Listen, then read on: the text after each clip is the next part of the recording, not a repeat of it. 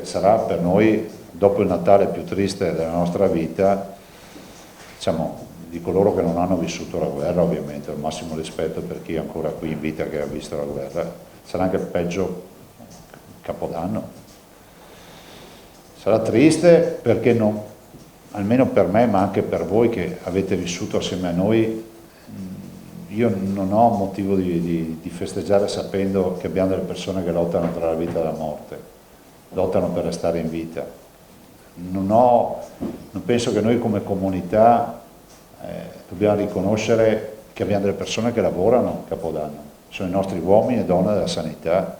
Io voglio fare gli auguri a tutti i veneti, però vorrei iniziare da chi non ha la salute. E poi un augurio veramente col cuore in mano a tutti i nostri operatori della sanità, uomini e donne, gli eroi li chiamiamo, gli angeli. Ecco, ricordiamoci magari quando brinderemo da soli o con qualche amico, non so, in base a quello che si può fare, e se vi ricordo che sono tutta una serie di restrizioni, ricordiamo loro, quest'anno deve finire.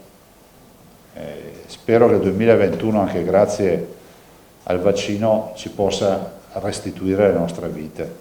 Guardate che il mondo si è fermato, cioè il mondo si è fermato. Un augurio di buon anno a tutti. E poi lo faccio ai giornalisti, ringraziandoli per anche la sopportazione a volte, ma in particolar modo per come avete seguito questa partita.